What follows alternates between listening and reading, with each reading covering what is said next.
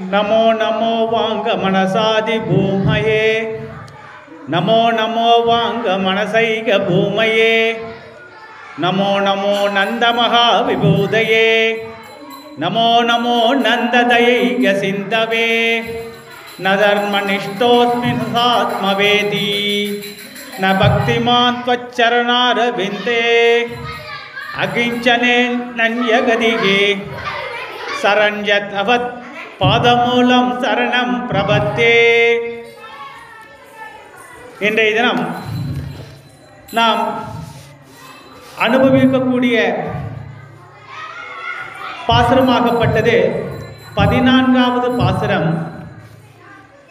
உங்கள் புழக்கடை தோட்டத்து வாவியுள் செங்கழுநீர் வாய் நெகிழ்ந்த ஆம்பல் வாய் கூம்பினகான் செங்கல் பொடிக்கூரை வெண்பல் தவத்தவர் தங்கள் திருக்கோயில் சங்கிடுவான் போதந்தார் எங்களை முன்னம் எழுப்புவான் வாய் பேசும் நங்காய் எழுந்திராய் நானாதாய் நாவுடையாய் சங்கொடு சக்கரம் ஏந்தும் தடக்கையன் பங்கைய கண்ணனை பாடேலோர் என்பாவாய்.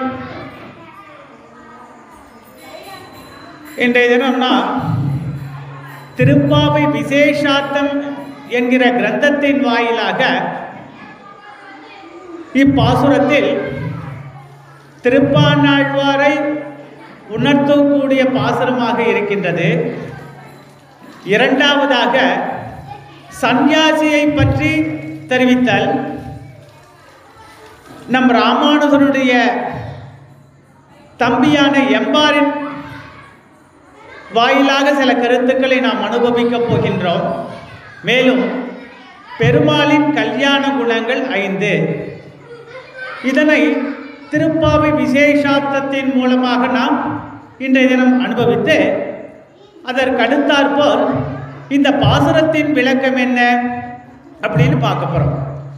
ஆம்பல் பூ, இந்த ஆம்பல் பூவிற்கு எம்பெருமானாரின் ஆச்சாரியனாராகவும் வைஷ்ணவ சம்பிரதாயத்தில் ஆளவந்தார் சுவாமி இந்த ஆம்பல் பூவுக்கு என்ன விளக்கத்தை அருளியிருக்கிறார் அதையும் அவர் அருளி செய்த கிரந்தத்தின் வாயிலாக முதலில் அனுபவிப்போம். அதன் பிறகு உறையில் வாழ்ந்த உறங்காவில்லி பொன்னாச்சி அவள்களை சம்பந்தப்படுத்தி எம்பெருமானார் ஸ்ரீமன் நாராயணது கண்களுக்கு விளக்கத்தை நம் ராமானுஜன் வாயிலாக அனுபவிக்கப் போகின்றோம்.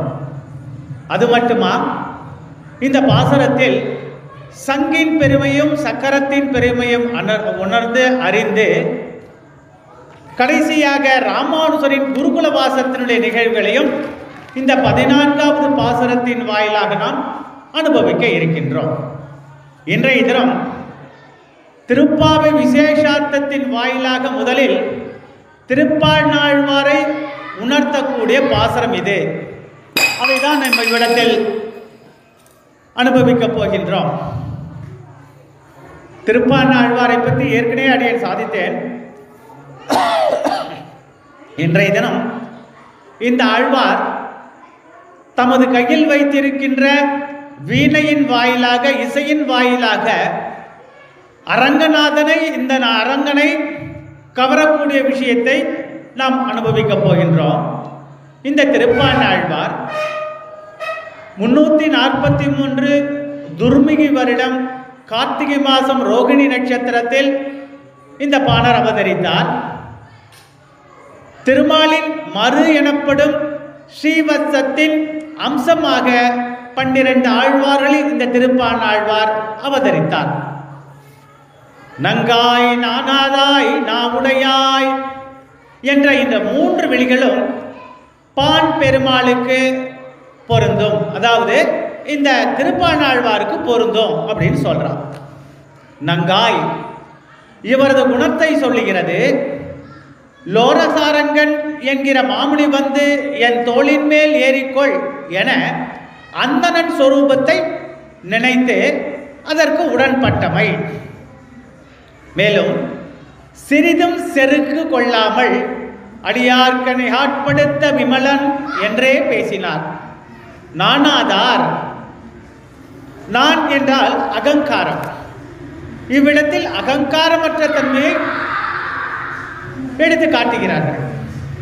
மேலும் கையினார் சுரிசங்கலாழியர் என்று இந்த அமலநாத பிரானின் வாயிலாக, இந்த பாசுரத்தின் வாயிலாக, இந்த பாசுரத்தை நாம் திருப்பாணாழ்வார் சமர்ப்பணம் பண்ணார். 10 பாசுரத்தின் வாயிலாக அரங்கனுடைய திருவடியை பற்றினார் என்று இவ்விடத்தில் கையினார் சுரிசங்கலாழியர் என்று சங்கோடு சக்கரம் ஏந்திய அழகை இவ்விடத்தில் அனுபவித்தார்.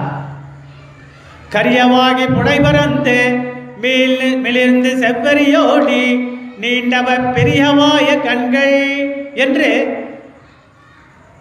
அரங்கனுடைய கண்ணழகை பற்றியும் மற்றும் ஸ்ரீமன் நாராயணனது சங்கோடு சக்கரம் ஏந்தும் தடக்கையன் பங்கையக்கண்ணனை பாட என்று ஆண்டாள் இவ்விடத்தில் ஒப்புமைப்படுத்தி இந்த ஆழ்வாருக்கு ஒப்புமைப்படுத்தும்படி இந்த பாசுரத்தை அமைத்திருக்கிறார். ஸ்ரீமன் நாராயணன் பக்தர்களுக்கு காட்சி கொடுப்பதற்காக அவர் அடியார்களை அவர் திருவடி கிட்ட வந்துட்ட பிறகு சங்கொடு சக்கரமேந்தும் தடக்கையன் நீண்டவ பெரியவாய கண்கள் என்று கையினார் சுரிசங்கலாழியர் இப்படின்னு பெருமைப்படக்கூடிய விஷயத்துல ஸ்ரீமன் நாராயணனுடைய கல்யாண குணங்களை சிறிதும் செருக்கு இல்லாமல் இவ்விடத்தில் அவரது குணாதிசயத்திற்கு ஏற்றாற்போல் பாணனுடைய வைபவத்தை இவ்விடத்தில் நாம் அனுபவிக்கிறோம். சங்கொடு சக்கரமேந்தும் தடக்கையன் பங்கையக்கண்ணனை பாட என்று இவ்விடத்தில் ஆண்டாள் வெளுத்து கூறியிருக்கிறாள். இந்த ஆழ்வாரின் கருத்துக்கு ஒப்புமைப்படுத்தியும் காட்டியிருக்கிறாள். இவ்விடம் தமது வர்ண நிலைமைக்கு ஏற்ப வாழ்ந்த இடத்தை கருதி உங்கள் புழக்கடை தோட்டத்து என சொல்லப்பட்டது. இவரது சரீர சம்பந்தப்பட்ட செங்கல் பொடிக்கூரை லோரசாரங்க முனி தூக்கி கொள்ளுதல். இவ்விடத்தில் என்ன சாதிக்கிறார்னா, வர்ணாசிரமத்தை கருதி அவாவாவாயுடைய இட்ட வழக்கிற்கு போல் இருக்கான் இந்த திருப்பாணன். இந்த சுவாமி ஸ்ரீரங்கத்தில் அரங்கன் இருக்கக்கூடிய சன்னதிக்கு ஊருக்கு வெளியே இருக்கக்கூடிய காவேரி என்று அழைக்கக்கூடிய அந்த நதிக்கரையில் ஒரு குடிசையை அமைத்து வீணையினால் அந்த அரங்கனை கவர்ந்தார். ஊருக்கு உள்ள போக மாட்டார், பெருமாளை செய்ய மாட்டார். வர்ணாசிரமத்தை கருதி ஊருக்கு வெளியிலே இருந்து அரங்கனை ஆட்கண்டார். எப்படி ஆண்டாள் தன் வாயினாலும் மனத்தினாலும் கைங்கரியத்தின் வாயிலாகவும் ஸ்ரீவில்லிபுத்தூரில் இருந்து கொண்டு தனது பெரியாழ்வார் தந்தையார் அருளி செய்த பெருமாளுடைய கல்யாண குணங்களை அனுபவித்து கொண்டு அந்த அரங்கனையே ஆட்கொண்டாடுறதுனால தான் அவளுக்கு ஆண்டாள் என்ற அற்புதமான ஒரு திருநாமம். அதுபோல் இவ்விடத்தில் திருப்பாணன் இசையமைத்து வீணையின் வாயிலாக அரங்கனை கவர்ந்தார். அதனால தான் இன்றைக்கும் ஸ்ரீரங்கத்தில் பெருமாளுக்கு நடக்கக்கூடிய விஸ்வரூப பூஜை, அதாவது தங்க குடத்திலிருந்து பெருமாளுக்கு தீர்த்தம் வரும். அந்த தீர்த்தம் சன்னதி உள்ளே வருவதற்கு முன்னால், பிரதட்சணமாக வருவதற்கு முன்னால், காத்தால 4 மணிக்கு விஸ்வரூபம் தொடங்குவதற்கு முன்னால் வீணை வாசித்து அரங்கனை துயிலிலிருந்து எழுப்புகிறார்களாம். அப்பேற்பட்ட ஏற்றம் இந்த பாணருக்கு உண்டு.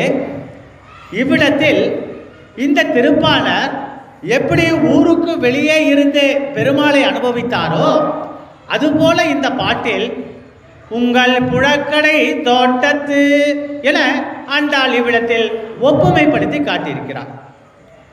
இவரது சரீர சம்பந்தப்பட்ட செங்கல் படிக்கூரை இதன் வாயிலாக எந்த பாகவதோத்தமர் அந்த யோகசாரங்கன்ற என்ற முனி அந்த அர்ச்சகர் சுவாமி பாணரை விலகி செல் அப்படின்ட்டு அவரிடம் அபச்சாரப்பட்டாரோ அவரையே பெருமாள் கனவில் வந்து அவருக்கு சொல்லி அப்பேற்பட்ட அடியாரை திருப்பாணரை தன் தோளின் மேல் எடுத்துக்கொண்டு என்னுடைய சன்னதிக்கு முன்னாலே கொண்டு சேரு, இது அரங்கனிட்ட கட்டளை.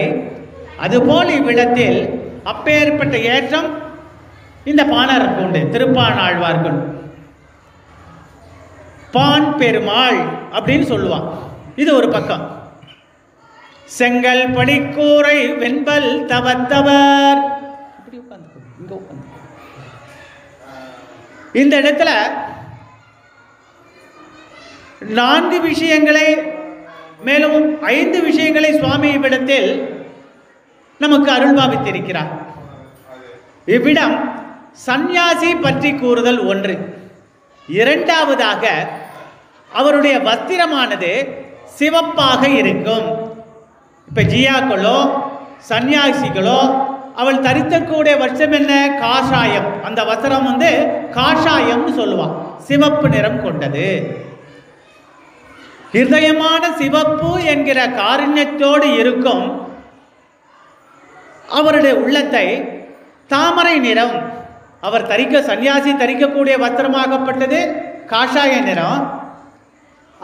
அவரது உள்ளமாகப்பட்டது ஸ்ரீமன் நாராயணனது சம்பந்தத்தினால் எப்பொழுதுமே சதா சர்வ காலமும் எப்படி ஆயர்பாடியில் இருக்கிறவ எல்லாரும் கிருஷ்ணா, கோவிந்தா, பரந்தாமா, பரசுராமா, கண்ணா இப்படின்ட்டு கிருஷ்ணனையே சதா சர்வ காலமும் அவ ஸ்மரணமாக இருக்கிறாளோ அதுபோல இந்த சந்நியாசிகளும் 5 புலன்களையும் அடக்கி கொண்டு ஸ்ரீமன் நாராயணனுடைய பகவத் விஷயத்தை அனுபவித்துக் கொண்டிருக்கிறார்கள்.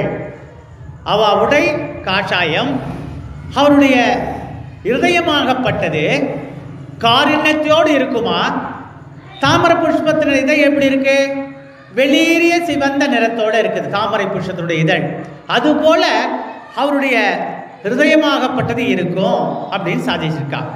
மேற்கொண்டு அந்த செங்கல் பொடிக்கூரை வெண்பல் தவத்தவர் அப்படின்ற இடத்துல ஆண்டாள் அருளி செய்த இந்த பாட்டிற்கு ஆச்சாரியன் என்ன உதாரணத்தை இவ்விடத்தில் எடுத்து விரும்புகிறார்?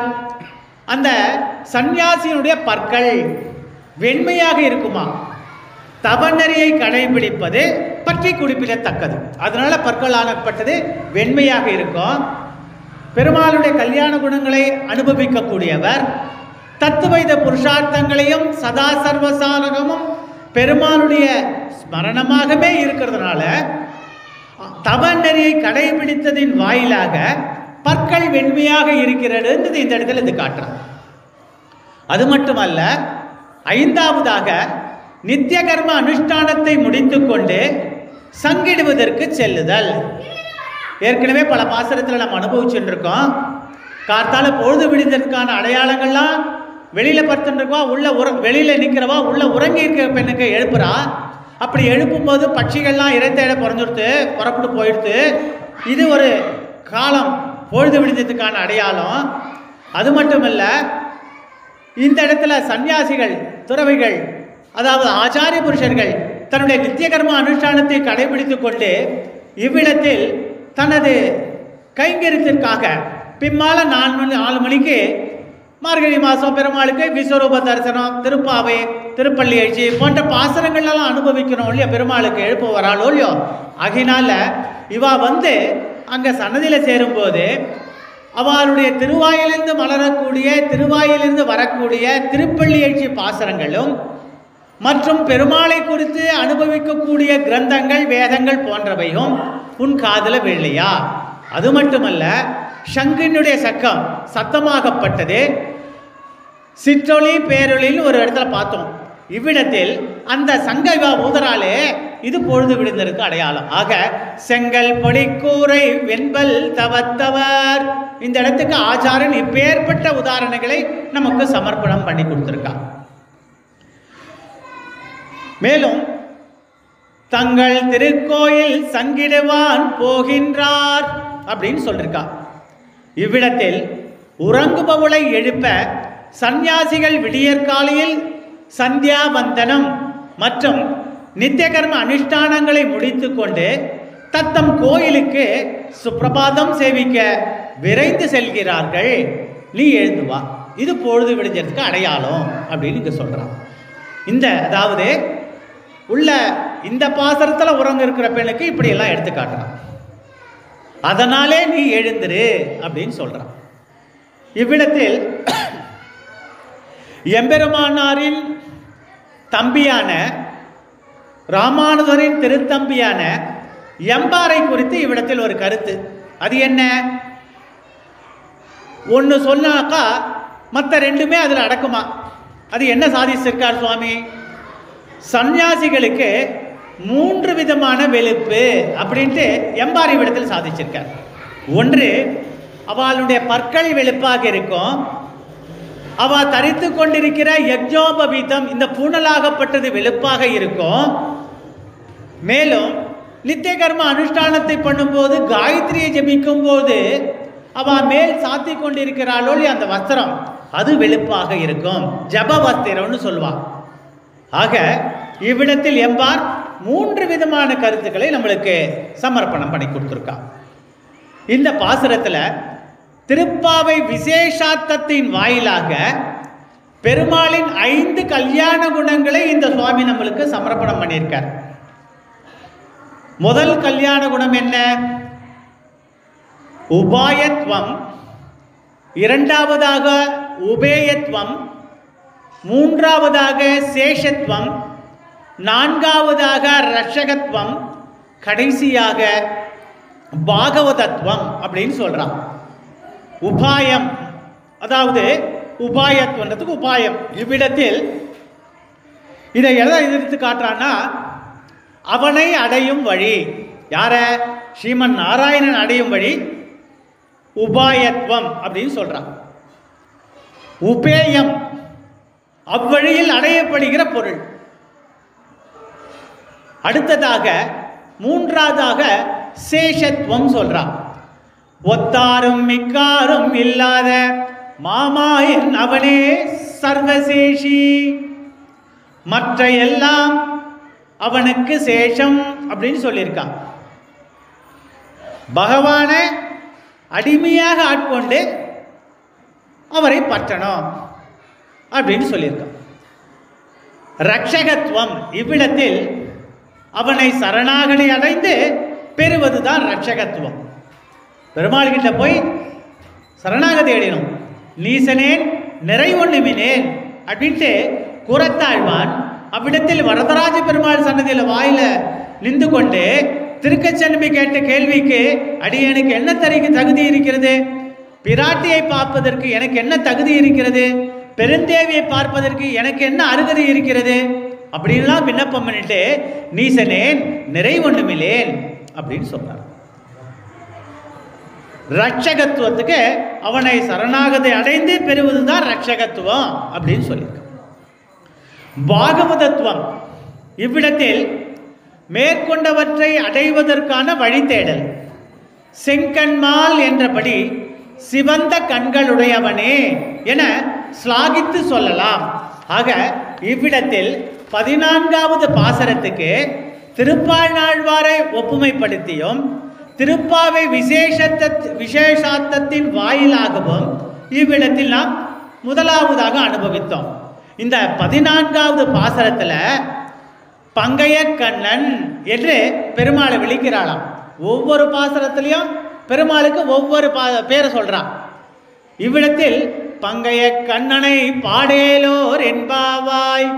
இந்த 14வது பாசரத்தில் உங்கள் புழக்கடை தோட்டத்து வாயுகள் தொடங்குறான்.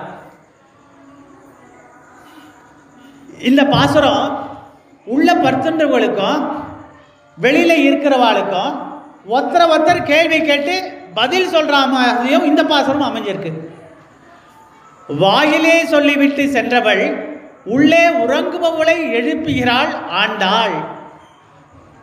உள்ளே உறங்குபவளை எழுப்பும்படி அமைய பெற்றுள்ளதுதான் இந்த பாசுரம். அப்போ உள்ள தூங்கிட்டு இருக்கா, அவளை பார்த்துட்டு வெளியில இருக்கிற 5 லட்சம் பெண்களும் கேட்கிறாளாம், நீயோ நல்ல பாண்டியத்தியம்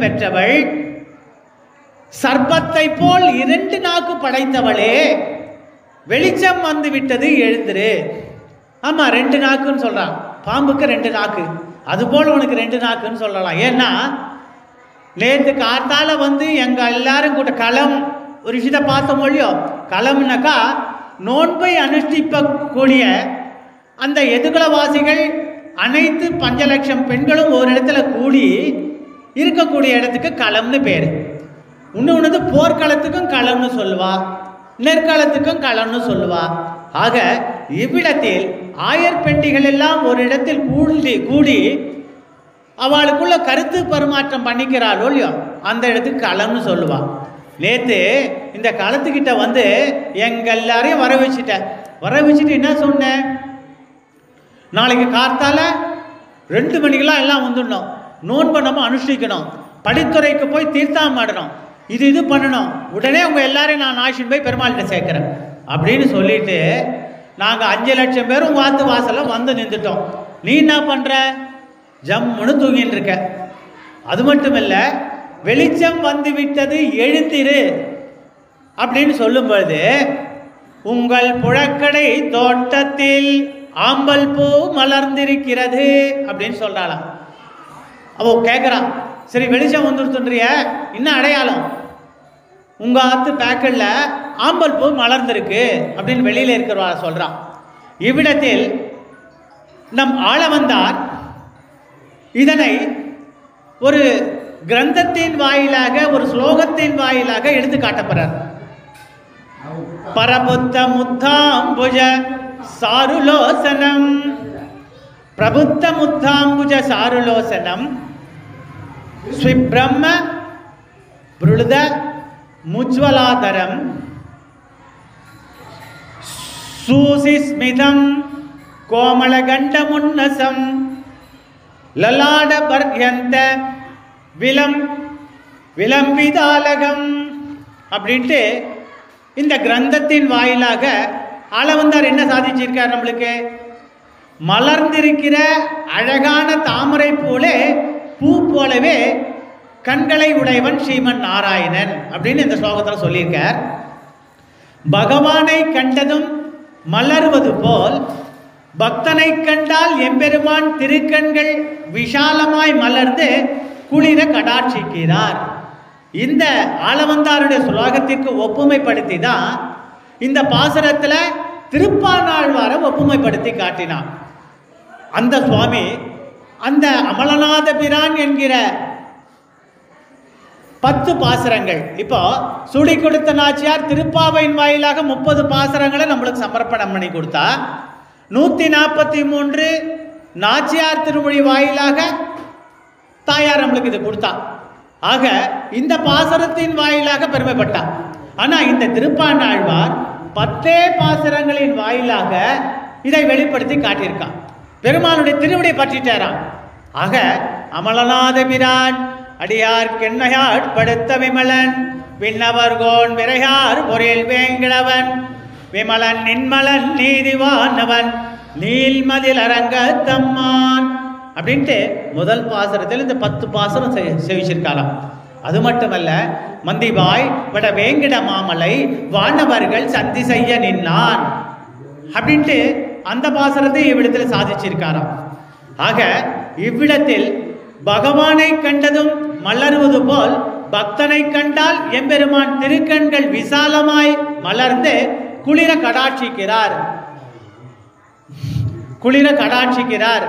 ஆக பெருமாள் அந்த திருப்பானாழ்வார சன்னதி வாசல்ல கொண்டு இறக்கின உடனே இந்த யோகசாரங்கன்ற முனி தோல் மேலே ஆயிஷின்னு வந்து பெருமாள் சன்னதியில் கொண்டு வந்து நிறுத்துன்னு சொன்னார் இல்லையோ. அப்போ இறக்கின உடனே பெருமாள் நீண்டவ பெரியவாய கண்கள், விசாலமான கண்களினால் அந்த அடியாருக்கு கடாட்சம் புரிந்தார். அதுதான் இவ்விடத்தில் மலர்ந்த கண்கள், பெரிய கண்கள், நீண்டவ பெரியவாய கண்கள் அப்படின்னு கண்ணுக்கு ஒப்புமைப்படுத்தி ஆளவந்தாரும் இவ்விடத்தில் நம்மளுக்கு ஒரு சம்பந்தத்தை காட்டி கொடுத்திருக்கிறார். இந்த இடத்துல உறையூர், இந்த ஊர் வந்து ஸ்ரீரங்கத்து பக்கத்தில் இருக்கு. அந்த ஊர்ல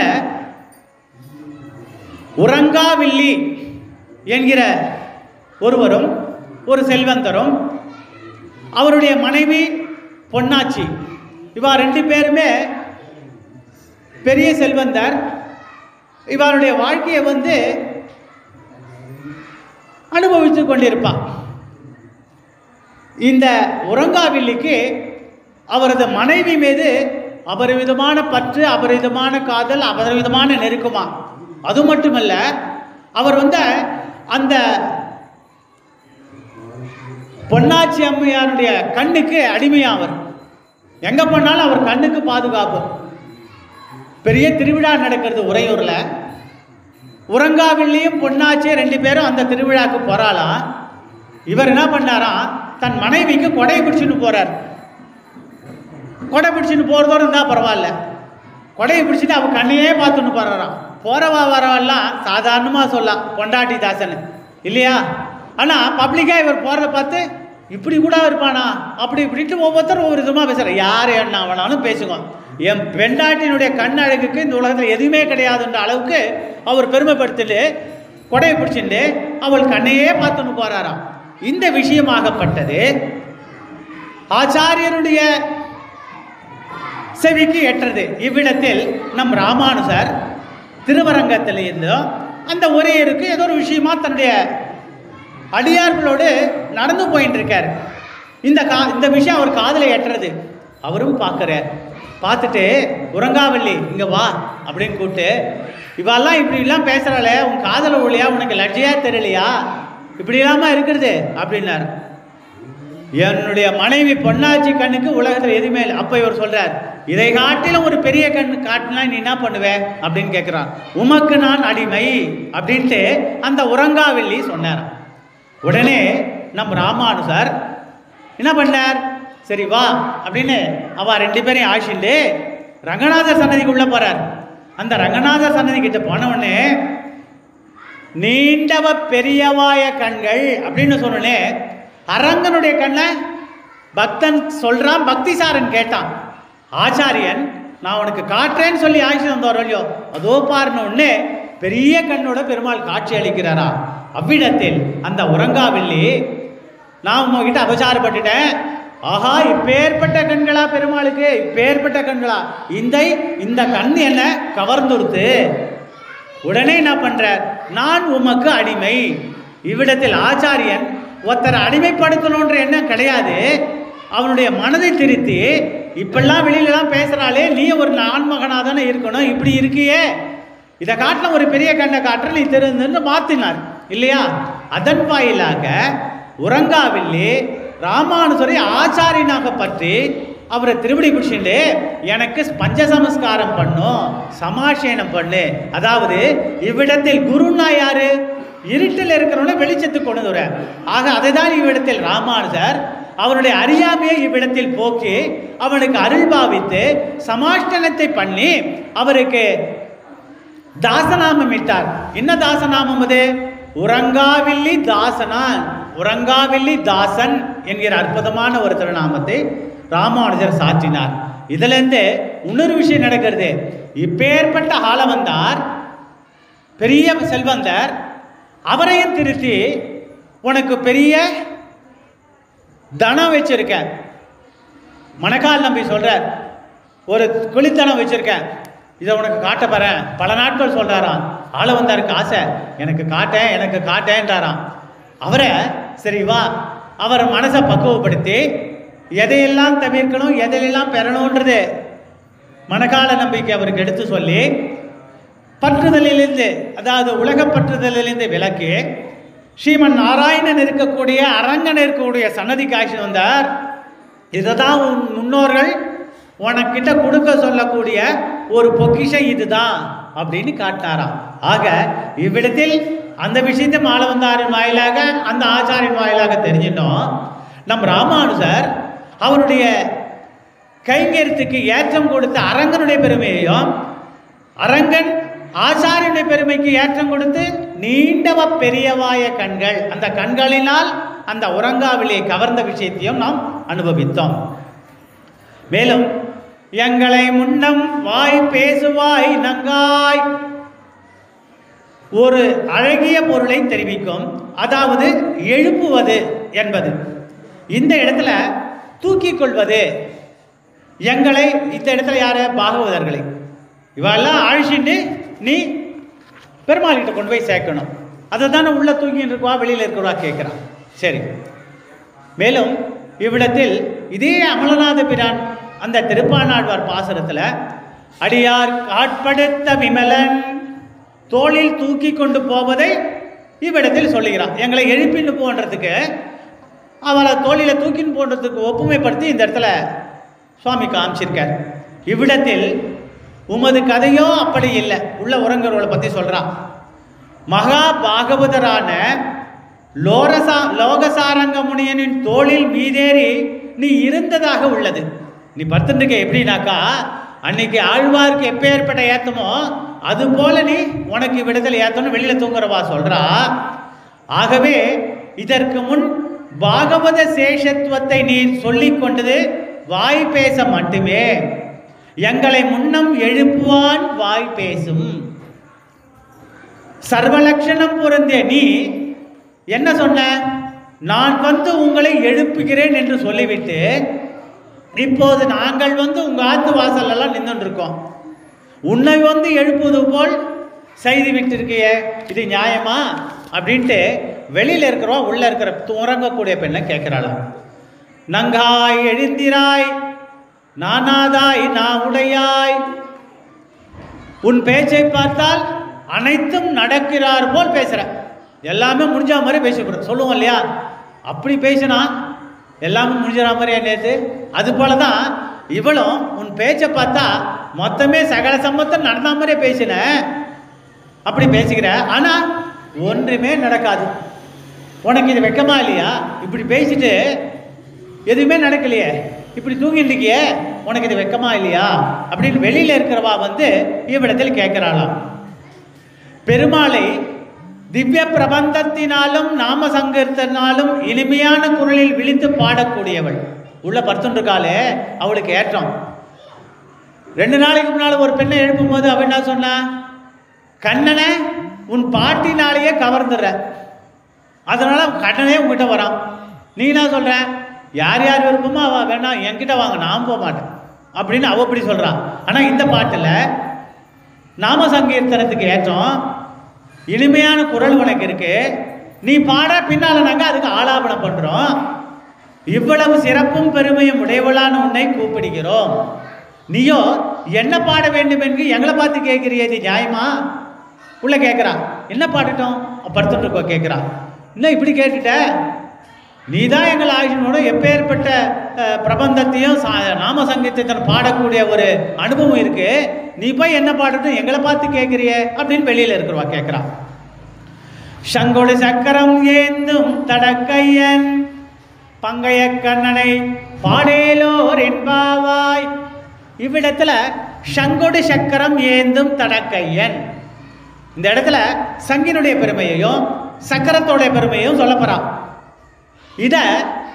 இதே சூடி கொடுத்த நாச்சியார் 30 பாசரத்தில் இன்னைக்கு 14வது பாசரத்தை நம்ம அனுபவிக்கிறோம் இல்லையோ, இந்த பாசரத்தில் இருக்கிறதுக்கு ஏத்தா மாதிரியா நாச்சியார் திருமொழி 143 பாசரத்தையும் இந்த சூடி கொடுத்த நாச்சியார் தான் நம்மளுக்கு கொடுத்துருக்கா. இவோ அந்த நாச்சியார் திருமொழியில ஒரு பாசரத்தை இந்த இடத்துக்கு சம்பந்தப்படுத்தி அற்புதமாக எடுத்து காட்டியிருக்காளாம். கற்பூரம் நாருமோ கமலப்பு நாருமோ திருப்பவள செவ்வாய்தான் தித்திக்குமோ மறுப்பு சித்த மாதவன் தன் வாய் சுவையும் நாற்றமும் விருப்புற்று கேட்கின்றேன் சொல்லாடி வெண்சங்கே.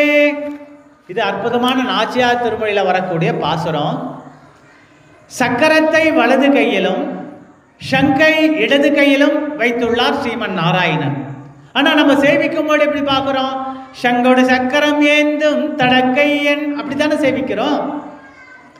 கம்பீரமாய் வெளுப்பாய் இருக்கிற ஸ்ரீ பாஞ்சக ஆழ்வானே, சங்காழ்வானை பற்றி பெருமைப்படுத்தி சொல்றான்.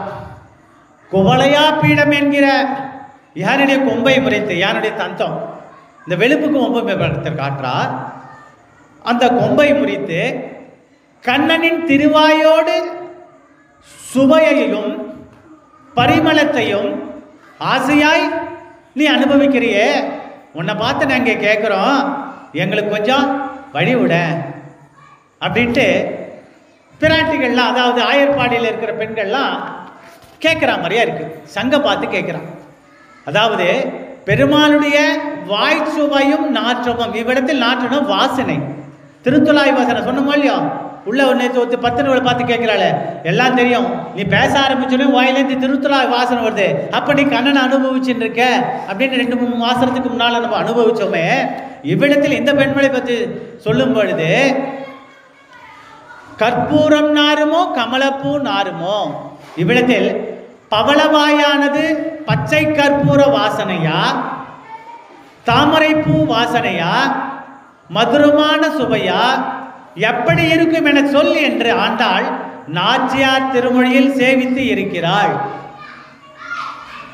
அது சேவிச்சுட்டாலோ இல்லையோ, இங்க இந்த ஆயர்பாடியில் இருக்கிற பெண்கள்லாம் சங்க பார்த்து கேட்கிறா, நீ பெருமாள் கிட்டேயே இருக்கியே, அவருடைய திருவாய் எப்படி இருக்கு, அந்த வாசனை எப்பேற்பட்ட வாசனை, ஒன்று கற்பூர வாசனையா, பச்சை கற்பூர வாசனையா, இல்லை திருத்துழாய் வாசனையா, இல்லை மதுரமான சுவையா, இது எப்படி இருக்கு எங்களுக்கு சொல்ல அப்படின்னு அந்த சங்க பார்த்து கேட்குற மாதிரியே இவ்விடத்தில் இருக்கு அந்த பாசுரம். கோபியர்கள் எல்லாம் சங்கை பார்த்தால் பொறாமையா இருக்கு அப்படின்னு சொல்லலாம். இதனால தான் கண்ணன் எங்களோடு கொஞ்ச நேரம் இருப்பான், திடீரென காணாமல் போயிடுவான். எங்கடா இருக்கான்னு பார்த்தாக்கா கடைசியில் சன்னிதானத்தில் பார்த்தாக்கா உன் பக்கத்தில் இருந்துட்டு இருப்பான். ஆனால் வெண்சங்கே அவனை விட்டு பிரியாமல் இருக்கிறாயே, எங்களுக்கெல்லாம் கொஞ்சம் நகர்ந்து வழிவிடும்படி கெஞ்சுவார்களாம். சக்கரமாவது கொஞ்சம் ஒதுங்கி இருக்கு, ஆனால் சங்கம் எப்படி இருக்கு, பெருமாள் ஊதறதுக்கு ஏற்ற மாதிரி திருவாய்கிட்டே இருக்கோ இல்லையோ, அதை பார்த்து ஆயர்பாளையில் இருக்க பெண்கள்லாம் பொறாமப்படுறாளாம். சங்கே நீ கொஞ்சம் விலகிற, நாங்கள் பெருமாளை கொஞ்சம் அனுபவிச்சுக்கிறோம், கண்ணனை கொஞ்சம் அனுபவிச்சுக்கிறோம் அப்படின்னு கேட்குற மாதிரியா இருக்கான். இந்த இடத்துல சங்கனுடைய பெருமையை அனுபவிச்சோம். சங்கடு சக்கரம் ஏந்தும் தடக்கையன், இவ்விடத்தில் சக்கரத்தோட பெருமையை அனுபவிக்கிறோம். சங்கனுடைய பெருமை அப்படி, சக்கரத்தின் பெருமை 3 படலமாக இவ்விடத்தில் ஆச்சாரியன் வாயிலாக நாம் இவ்விடத்தில் அனுபவிக்க போறோம். ஒன்று கஜேந்திர மோட்சம், இரண்டாவது ராமாயணத்தில் காகாசுரனை வீழ்த்தியது, மூன்றாவது மகாபாரதத்தில் போரை நீடிக்க செய்தது. பெருமாள் நினைத்த மாத்திரத்தில் சக்கரமானது செய்து முடிச்சிருந்தோம். மகாபாரதத்தில் போரை நீடிக்க ஆதவனை மறைக்க சக்கரத்தை ஏவினார். இப்படின்னு பெருமாள் நினைச்ச மாத்திரம் சக்கரம் போய் பண்ணிடுமா. அவ்விடத்தில் பாமா ருக்மணியோடு சேர்ந்து நந்தவனத்தில் விளையாடிட்டு இருக்கார் தாய் கேட்ட கிருஷ்ணன். ஆனால் கஜேந்திரன் அந்த யானை நாராயணா மாதவா மதுசூதன நாராயணோ ஓ அப்படின்ட்டு குரல் கொடுக்கிறதாம். ஆபத் பாண்டவா அநாத ரட்சகான்னு அந்த கஜேந்திரன் யானையாகப்பட்டது கத்துறது. 12,000 வருஷம் எல்லாரையும் கூப்பிட்றதான் கிரந்தத்தில் சாதிச்சிருக்கா. முதலே யானையோட காலை பிடிச்சுன்றது. அந்த பொற்றாமரை குளத்தில் நித்தியப்படி அந்த யானை தாமரையை பறித்து கொண்டு பெருமாளுக்கு கொடுக்கும். அன்றைய தினம் யானை குளத்தில் இறங்கின பிறகு முதலே யானை கவிழ்த்துன்னு நம்ம கேள்விப்பட்ட விஷயம். இந்த விஷயம் யானை 12,000 வருஷங்கள் போராடினதாக கிரந்தத்தில் சொல்லப்பட்டிருக்கிறது. இவ்விடத்தில் அப்படி பெருமாளை கூப்பிட்ட உடனே பெருமாள் ஏந்து போறதுக்கு நினைச்சுக்கிறாராம். சங்கல்பம் பண்ண மாத்திரத்திலேயே சக்கரம் போய் முதலை அழிச்சுடுத்து யானையை காப்பாத்துது. அதுதான் சக்கரத்தின் பெருமை எங்கிட்ட சொல்லியிருக்கா. மகாபாரதத்தில் அப்போ ஒரு விஷயத்தை காமிச்சிருக்க. பங்கைய கண்ணனை, இந்த இடத்துல நம்ம பங்கைய கண்ணனை அப்படின்னு அனுபவிக்கும் பொழுது நம்ம ராமானுஜனுடைய குருகுலவாச வைபவத்தை இவ்விடத்தில் நம்ம பார்க்க போறோம். ராமானுஜருக்கு யாதவ பிரகாசர் என்கிற ஒரு ஆச்சாரியன் முதல்ல அவர்கிட்ட தான் விஷயங்கள்லாம் கற்று தெரிஞ்சுட்டு இருக்கார். அவ்வப்போது குருகுலத்து வாசத்தில் பண்ணும் பொழுது யாதவ பிரகாசர் ஒரு கிரந்தத்துக்கு பொருளை சொல்லுவார். அந்த பொருள் மாறுபட்டு இருக்கும். ராமானுஜருக்கு அது மனம் ஒப்புக்காது, அதாவது மனத்துக்கு ஏற்றுக்க மாட்டார். உடனே தர்க்கம் வரும். சரி அப்படின்ட்டு போயிட்டு வரான் யாதவ பிரகாசன். இப்படி பல வாட்டி நடக்கும். ஒரு நாள் குருகுல வாசத்தில் அந்த குருவிற்கு மாணாக்கள்லாம் கைங்கரியம் பண்ணுவான். என்ன மாதிரி கைங்கரியம்னா, குருகுலத்திலேருந்து நதிக்கரைக்கு மாணாக்கர்களையும் ஆசிட்டு போகும் பொழுது அந்த குருவினுடைய வஸ்திரத்தையும் குருக்கு தேவையான விஷயங்களையும் மாணாக்கள்லாம் செய்வான். அதுபோல் நம்ம ராமானுஜர் குருக்களுக்கு, அதாவது அந்த குருவிற்கு செய்ய வேண்டிய கைங்கரியத்தை பண்ணிட்டு இருக்கார். ஒரு நாள் அவருக்கு ஆச்சாரியனுக்கு எண்ணெய் தேய்க்கும் படலமாக ராமானுஜர் அந்த யாதவ பிரகாசருக்கு சொல்லிட்டார். அப்போ குரு என்ன பண்ணுவார், அந்த எந்த எல்லா நேரத்துலையுமே சதா சர்வ காலமும் மாணாக்களுக்கு ஏதாவது விஷயம் போதித்துட்டே இருப்பார். இவர் கைங்கரியம் பண்ணும்போது ஒரு கிரந்தத்துக்கு விளக்கம் கொடுக்கிறார் யாதவ பிரகாசர். அதாவது ஆச்சாரியன் யாதவ பிரகாசர் குரு சொன்ன விளக்கத்துக்கு இவ்விடத்தில் வருத்தப்பட்டாராம். அது என்ன கேட்டார், என்ன பதில் சொன்னார்? கப்யாசம். இது ஒரு வார்த்தை. கபி என்றால் குரங்கு, ஹாசம் என்றால் அதனுடைய பின்பகுதி. இவ்விடத்தில் அந்த யாதவ பிரகாசர் குரங்கின் பின்பகுதிக்கு ஒப்பானவையாக இருக்கிறது பெருமாளுடைய கண்ணு, சிவந்த அதுக்கு ஒப்புமைப்படுத்தி காமிச்சாராம். உடனே ராமானுஜருடைய கண்ணிலேருந்து ஜலமா வழியறதாம். இவ்விடத்தில் ராமானுஜர் மறுத்துறார். அவர் கண்ணிலேருந்து ஜலம் வரும்போது ஒரு சொட்டு ஜலம் ஆச்சாரியனுடைய தோள்பட்டையில் விழுது. உடனே பார்க்குற, ஏன் அழுற சுவாமி, நீர் இப்படி இல்லாம சாதிக்கலாம், தப்பு இல்லையா? பெருமாளுடைய கண்ணுக்கு இப்படியா ஒப்புமை கொடுத்துக்கிறது? சரி, உனக்கு தெரிஞ்சது சொல்லு அப்படின்னாராம். உடனே நம் ராமானுஜர், கம் என்றால் நீர், கபி என்றால் சூரியன், ஹஸ் எனில் மலர்தல். சூரியன் உதித்ததும் மலரும் தாமரை பூ போலே எம்பெருமானின் கண்கள் சிவந்து அழகாக காட்சி தரும் என்பதே இதனுடைய பொருள். இப்பேற்பட்ட பெரிய 4 கரங்களை உடைய நாம் அந்த பெருமாளை இப்படித்தானே சேவிக்கிறோம். அந்த பெருமாளுடைய கண்ணு தாமரை பூக்கு தானே ஒப்புமைப்படுத்தி காட்டியிருக்கணும். நீர் வேற எதுக்கோ ஒப்புமைப்படுத்தி காட்டிட்டீரே அப்படின்ட்டு இவ்விடத்தில் ஆச்சாரியன் வாயிலாக பங்கைய கண்ணனை பாடேலோர் என்பாவாய் அப்படின்ற விஷயத்தை நாம் இன்றைக்கு அனுபவித்தோம். இந்த 14வது பாசரத்தினுடைய கருத்தை இவ்விடத்தில் நாம் அனுபவித்தோம். திருப்பாணாழ்வாரின் வாயிலாகவும் ஆளவந்தாரின் ஸ்லோகத்தின் வாயிலாகவும் பொன்னாச்சி என்கிற, அதாவது வில்லிதாசர் பொன்னாச்சி அவருடைய விஷயத்தின் மூலமாகவும் ஆச்சாரியனாகப்பட்ட நம் ராமானுஜர் கண்ணுக்கு ஒப்புமைப்படுத்தி அதன் வாயிலாக பெருமாளுடைய கமலக்கண்கள் எப்படி இருக்கிறது மூலமாகவும் இன்றைய தினம் இந்த பாசரத்தை நாம் அனுபவித்தோம். நாளைய தினம் அடுத்த பாசரத்தை நாம் அனுபவிப்போமாக. வாதூல ஸ்ரீனிவாசாரிய தனயம் வினயாதிகம் பிரக்ஞானிதிம் பிரபத்தேதம் ஸ்ரீனிவாச மகாகுரு சண்டமார்த வேதாந்த விஜயாதி சதோத்துபிகி வேதாந்த ரட்சகாயாத்து மகாச்சாரியாய மங்களம் என்று சொல்லி அடியனுடைய உரை முடிச்சுக்கிறேன்.